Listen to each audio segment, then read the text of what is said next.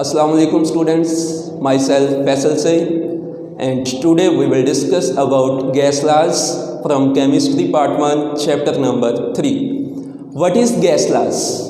Gas laws किसे कहते हैं? Gas laws जो हैं वो बेसिकली रिलेशनशिप है between volume and temperature and pressure of a gas. किसी भी गैस के वॉल्यूम, टेम्परेचर और प्रेशर के दरमियान रिलेशनशिप को डिस्कस किया है गैस लॉज ने। किसी भी गैस का जो वॉल्यूम है वो डिपेंड करता है एक्सटर्नल कंडीशंस के ऊपर। अब एक्सटर्नल कंडीशन कौन कौन सी होंगी?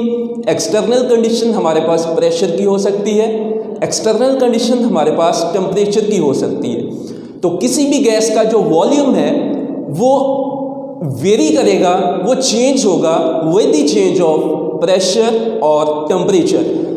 प्रेशर और टेम्परेचर के चेंज करने से किसी भी गैस का जो वॉल्यूम है वो इफेक्ट होगा, वो चेंज होगा।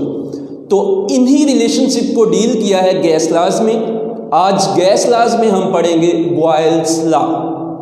बॉयल्स लॉ क्या है? बॉयल्स लॉ में हम बेसिकली किसी भी गैस के वॉल्यूम और प्रेशर के दरमियान रिलेशनशिप को डील करेंगे eight constant temperature. Boyle's law में हम वॉल्यूम और प्रेशर का रिलेशनशिप डील करेंगे। कंडीशन हमारे पास होगी कि टेम्परेचर जो है वो कांस्टेंट रहे। इसकी स्टेटमेंट देखते हैं। सबसे पहले बॉयल्स लॉ की स्टेटमेंट हमारे पास ये है कि किसी भी गैस का जो वॉल्यूम है वो उसके प्रेशर के इन्वर्सली प्रोपोर्शनल होगा एट कांस्टेंट टेम्परेचर। तो in this law we study about the relationship between volume and pressure of a gas at constant temperature। इस लॉ में हम किसी भी गैस के वॉल्यूम और प्रेशर के दरमियान रिलेशनशिप को डील करेंगे एट कांस्टेंट टेम्परेचर। तो हमारे पास इसकी स्टेटमेंट है the volume of a given mass of a gas is inversely proportional to the pressure at constant temperature। किसी भी गैस का जो वॉल्यूम है वो उसके प्रेशर के इन्वर्सली प्रोपोर्शनल होता है at constant temperature. What is inverse relation? Inverse relation क्या है? इन्वर्स रिलेशन कहते हैं कि अगर एक चीज़ हमारे पास इंक्रीज हो रही हो तो दूसरी चीज़ उसी वक्त डिक्रीज हो।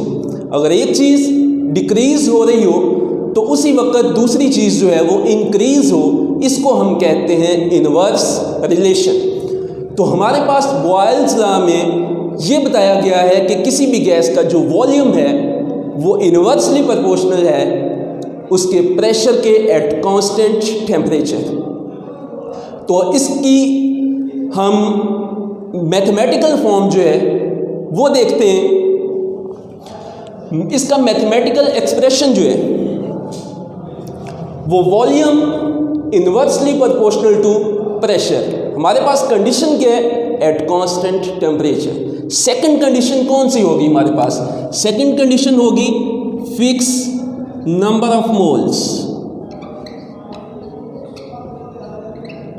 दो चीजें हैं हमारे पास कि किसी भी गैस का वॉल्यूम उसके प्रेशर के इन्वर्सली प्रोपोर्शनल होगा if temperature remain constant and if the number of moles of a gas remain constant। number of mole किसी भी गैस के वो फिक्स रहें तब उस गैस का जो वॉल्यूम है वो उसके प्रेशर के इन्वर्सली प्रोपोर्शनल होगा। अब जब साइन ऑफ प्रोपोर्शनैलिटी को हम इक्वलिटी में कन्वर्ट करेंगे तो हमारे पास आएगा कांस्टेंट के। जब हमने साइन ऑफ प्रोपोर्शनैलिटी को इक्वलिटी में कन्वर्ट किया, इक्वल में कन्वर्ट किया, तो साइन ऑफ प्रोपोर्शनैलिटी की जगह हमारे पास कांस्टेंट आया।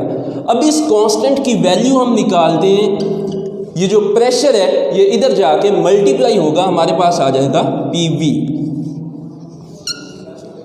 यहां से हम बॉयल्स लॉ की सेकंड डेफिनेशन जो है वो कर सकते हैं। हमारे पास सेकंड डेफिनेशन बॉयल लॉ की क्या होगी?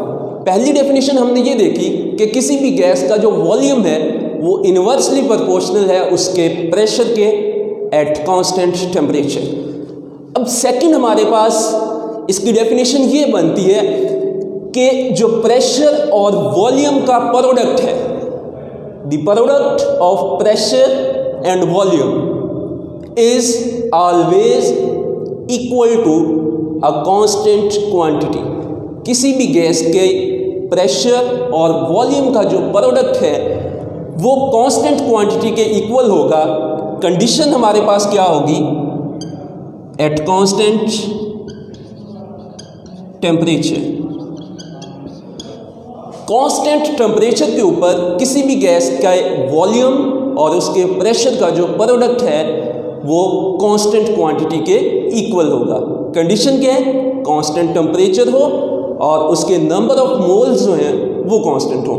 तो सेकंड डेफिनेशन हम देखते हैं बॉयल्स लॉ की।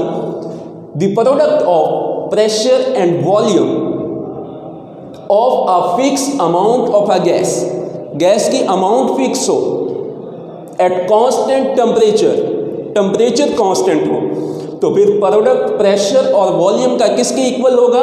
कांस्टेंट क्वांटिटी के इक्वल होगा। तो हमने दो डेफिनेशन देखी बॉयल्स लॉ की।